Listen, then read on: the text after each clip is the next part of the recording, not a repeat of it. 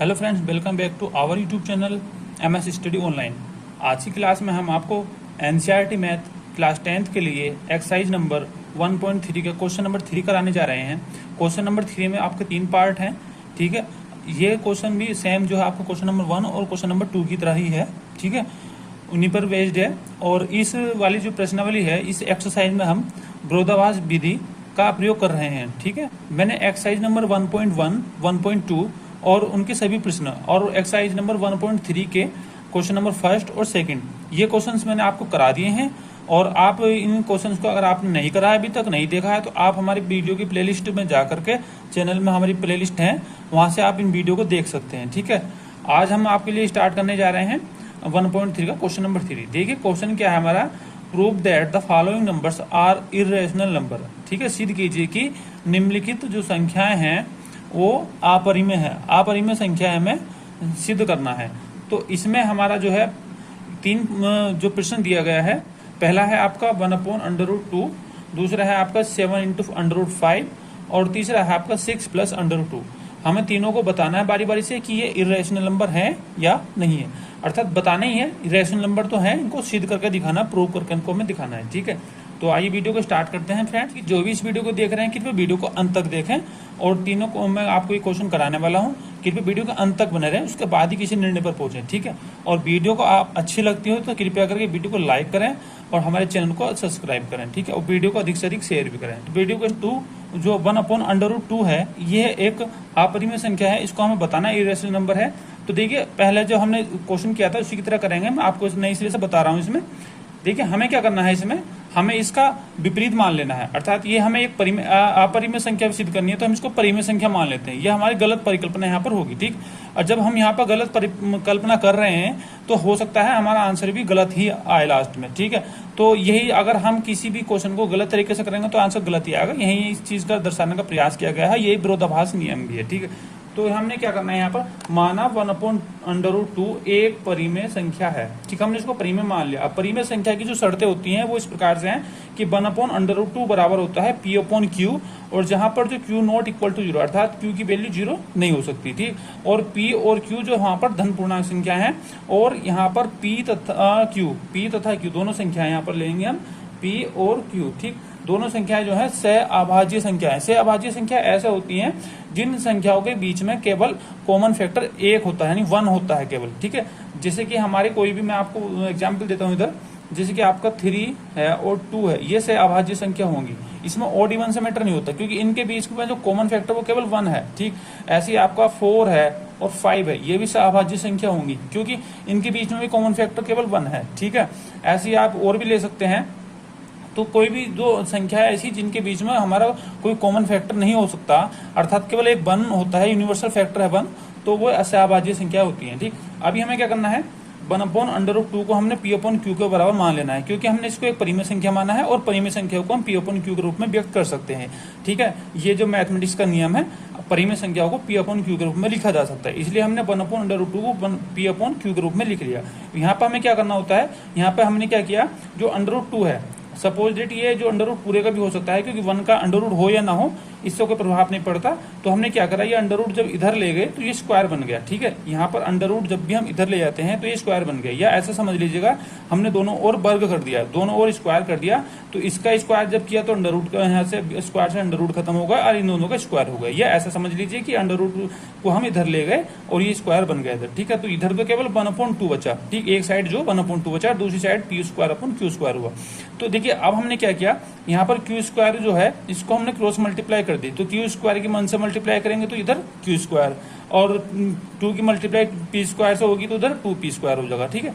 अभी हमें यहाँ पर क्या देखना है, जो हमारा इधर है ये हमने समीकरण नंबर यहाँ पर 1 मान लिया, ठीक है, कि Q² 2 से विभाज्य है। देखिए इस इक्वेशन में देखिए आप, यहाँ पर Q² बराबर है 2P², यानी कि 2 की मल्टीप्लाई P² से होने पर Q² आ रहा है।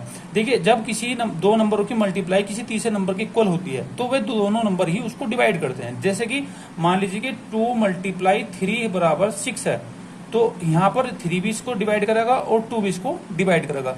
तो सेम ऐसी यहाँ कंडीशन हमारी कि हम यहाँ पर देखेंगे तो Q² जो है क्यू स्क्वायर को पी 2 भी डिवाइड करेगा और ये पी स्क्वायर भी डिवाइड करेगा। तो हमने क्या लेना है कि क्यू स्क्वायर 2 से विभाज्य है तो क्यू भी 2 से विभाज्य होगा। सीधी सी बात है, अगर क्यू स्क्वायर को 2 विभाज्य कर रहा है तो क्यू को भी डिवाइड करेगा ही करेगा। ठीक है, जैसे कि ये इस तरीके से मान लीजिएगा कि हमारे पास 6 है और 6 का स्क्वायर है और इसको 3 डिवाइड कर रहा है। ठीक है, तो 6 × 6 भी अगर हम लिख लें तो भी 3 डिवाइड इसे भी करेगा और इसे भी करेगा। अर्थात जब 3 6 स्क्वायर को डिवाइड कर रहा है तो 3 जो है 6 को भी डिवाइड करेगा। ऐसे यहाँ पर है कि जब क्यू स्क्वायर को 2 से डिवाइड हो रहा है तो क्यू भी 2 से डिवाइड होगा ही होगा। तो यहाँ पर क्यू 2 से डिवाइड हो रहा है। अभी हमको एक कल्पना और करनी है इसमें। हमने मान लेना है कि क्यू बराबर 2r।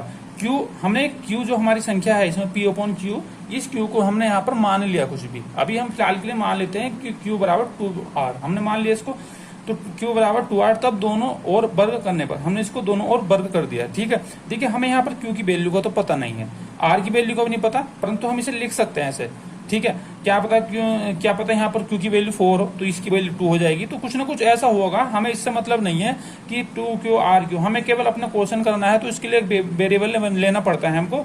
तो हमने इसलिए यहाँ पर ये संख्या ली है। ठीक है, तो हम इसको मान सकते हैं, मान तो हम कुछ भी सकते हैं ना, मैथ है यहाँ पर। तो q बराबर 2r हो गया यहाँ पर, इसका दोनों वर्ग कर दिया तो ये हो जाएगा क्यू स्क्वायर। ठीक, उसके बाद हमने यहाँ पर इसको वर्ग करा, इसका स्क्वायर करा तो 2 × 4 और इसको r का r स्क्वायर। इक्वेशन नंबर हमारी 2। अब देखिए इक्वेशन नंबर 1 में क्या था, क्यू स्क्वायर बराबर 2p स्क्वायर, और यहाँ पर क्या है क्यू स्क्वायर बराबर 4i स्क्वायर। ठीक है, अभी हम नेक्स्ट पेज पर चलते हैं इसके, तो उसमें हम देखते हैं समीकरण नंबर 1 व 2 से। देखिए हमारे यहाँ पर इक्वेशन नंबर 1 और 2 से, तो यहाँ पर हमने क्या देखा कि क्यू स्क्वायर बराबर 2p स्क्वायर भी है और क्यू स्क्वायर बराबर 4r स्क्वायर भी है। ठीक है, अभी बराबर ये क्यू स्क्वायर बराबर है, तो दोनों ही आपस में तो बराबर होंगे ना। जब ये इसके बराबर है और ये इसके बराबर है तो ये दोनों भी आपस में इक्वल हो जाएंगे। तो इन दोनों को हमने इक्वल लिख लिया था और 2 से इसको डिवाइड करा 4 से, तो हमारा पी स्क्वायर बराबर 2r स्क्वायर। ठीक है, अभी बहुत इजी है, आप यहाँ से एक बार और देख लीजिएगा। हमने क्या किया, ये क्यू स्क्वायर बराबर है और ये भी क्यू स्क्वायर बराबर है, तो हम इन दोनों को यहाँ पर बराबर रख लिया। कहाँ पर, यहाँ पर हमने बराबर रख लिया। ठीक, बराबर रखने के बाद यहाँ पर 2 था, इस 2 से हमने डिवाइड करी 2 से। ठीक है, तो यहाँ हमारा बचेगा क्या, पी स्क्वायर बराबर 2r स्क्वायर। अंडरस्टैंड। उसके बाद हमारा क्या करना है कि पी स्क्वायर जो है संख्या 2 से विभाज्य है। हमारा जो पी स्क्वायर है, अगर इस क्वेश्चन के अकॉर्डिंग देखें तो 2 × r स्क्वायर है, तो हमारा जो पी स्क्वायर होगा वो 2 से भी डिवाइड होगा और r स्क्वायर से भी डिवाइड होगा। अभी हमें क्या करना है कि पी स्क्वायर जब 2 से डिवाइड है तो पी जो हो वो भी 2 से डिवाइड होगा। ठीक है, 2 से डिवाइड होगा।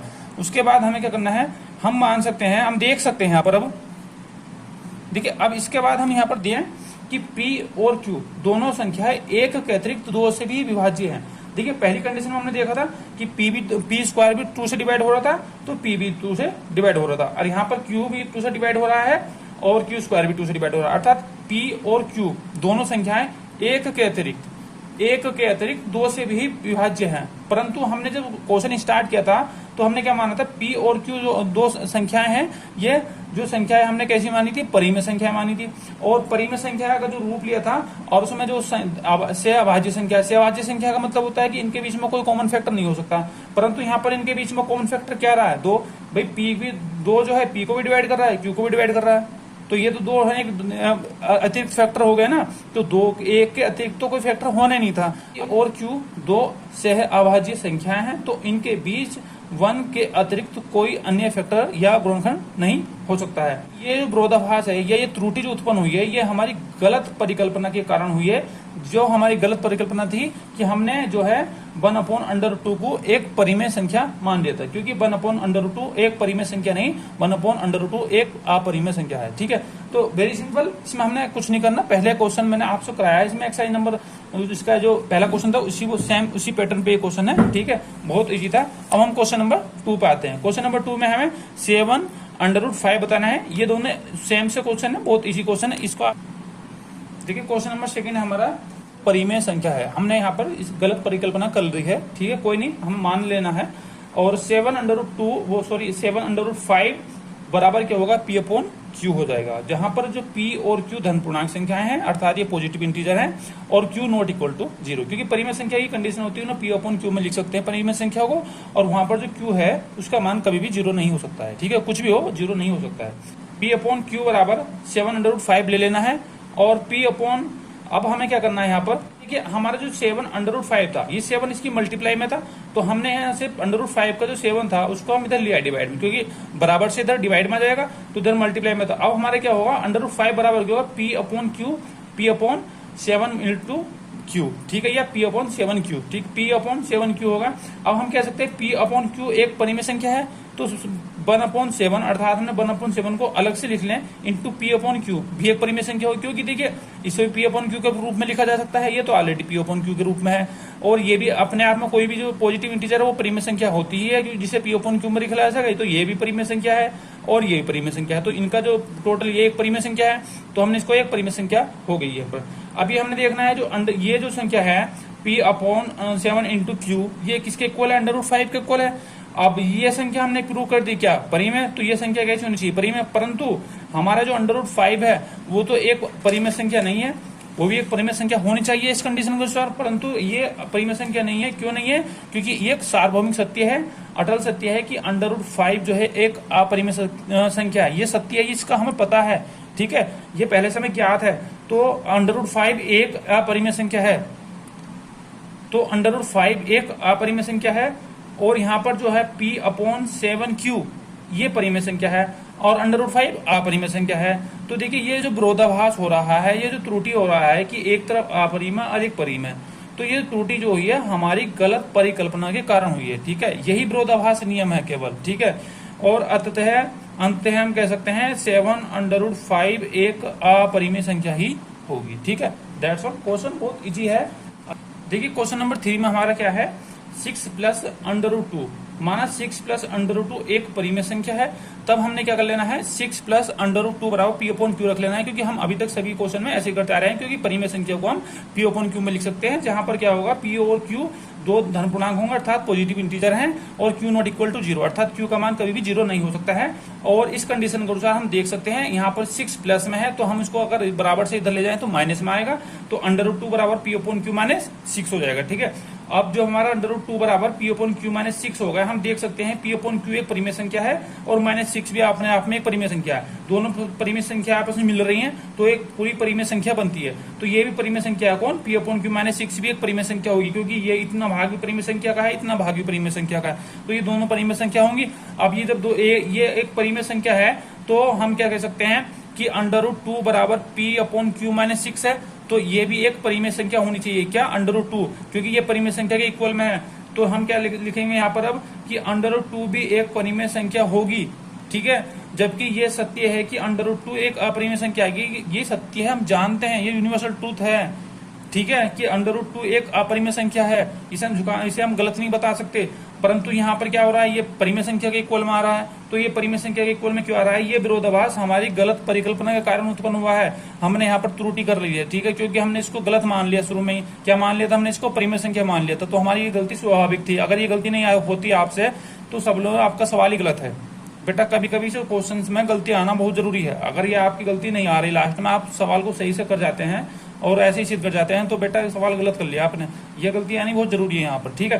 तो ये गलती जो हमारी हो रही है, ये विरोधाभास जो हो रहा है, ये त्रुटि जो आ रही है, हमारी गलत परिकल्पना के कारण आ रही है, अतः हम कह सकते हैं 6 + √2 एक अपरिमेय संख्या ही है, ठीक है, ये परिमेय संख्या नहीं है, ये अपरिमेय ही है, हमने इसको सिद्ध कर दिया, ठीक है। डेट्स ऑल, क्वेश्चन आपका यहाँ पर कंप्लीट होते हैं तीनों। अभी मैं आपको एक बात बताना चाहता हूँ, जो लास्ट तक वीडियो देख रहे हैं उनके लिए मैं विशेष तौर से बात बताना चाहता हूँ, ठीक है, जो चलेगा कोई नहीं, आपने जो वीडियो लास्ट तक देख रहे हैं समझ लीजिएगा। देखिए इसमें क्या है, अभी आप सोच रहे होंगे सर आपने ये जो वाला क्वेश्चन है ये अलग से कराया है, इन दोनों का पैटर्न अलग से कराया है, ठीक, मैं इसमें आपको एक कॉमन सेंस समझ, अगर देखिए आपके पास आता है √2, √3, √5,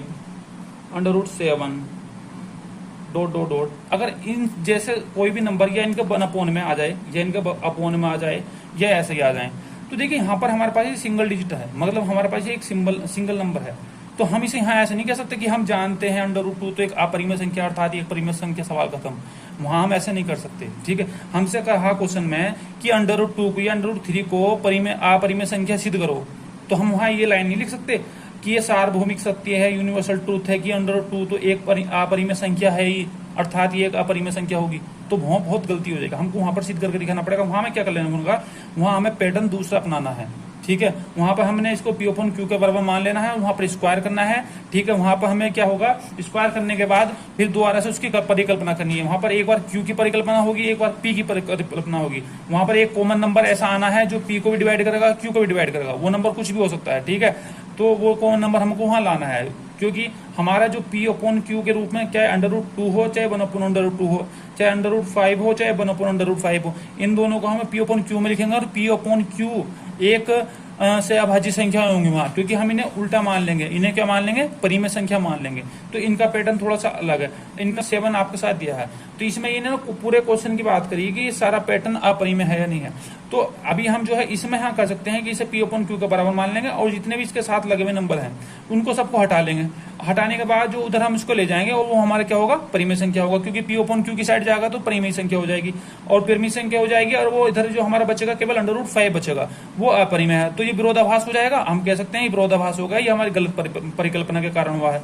चाहे इसमें चाहे 6 प्लस अंडर रूट दे, 6 माइनस अंडर रूट दे, 5 प्लस अंडर रूट दे, चाहे इससे बहुत क्वेश्चन बन सकते हैं। क्या ऐसे भी दे सकता है कि 6 plus 2 under root 2, 6 plus 5 under root 3, 6 plus 5 under root 7, कुछ भी हो सकता है। बस आपको क्या करना है, अंडर रूट वाली संख्या को रोकना है इधर, बाकी सबको पी अपॉन क्यू की साइड ले जाओ, और पी अपॉन क्यू की साइड ले जाकर के क्या कहोगे कि ये सारी संख्या परिमेय है, और इधर जो बचेगा अंडर रूट वाली संख्या वो अपरिमेय है। क्यों मिस्टेक हो रही है, क्योंकि आपने गलत परिकल्पना कर ली है, ठीक है। तो आपको डिफरेंस समझ में आ गया होगा पैटर्न का। वैसे आप इन क्वेश्चन को इसकी विधि से कर सकते हैं, पी अपॉन क्यू मान के स्क्वायर वगैरह, मगर फिर बहुत ज्यादा लॉन्ग मेथड हो जाएगा इसके लिए, तो इसमें आप ऐसे रहने दीजिएगा। परंतु यहाँ पर हम इस विधि से नहीं कर सकते कि हाँ ये यूनिवर्सल ट्रूथ है और हम इसको जानते हैं कि अंडर रूट 3 तो एक अपरिमेय संख्या है, लिख कर आ गए तो परीक्षा में क्वेश्चन गलत हो जाएगा। यहाँ हमको स्क्वायर करके मेथड करना होगा, ठीक है। समझ में आ गया ना, यहाँ पर स्क्वायर करना होगा, इनमें स्क्वायर करने की आवश्यकता नहीं, क्योंकि इनके साथ और नंबर भी जुड़े हुए हैं, ठीक है।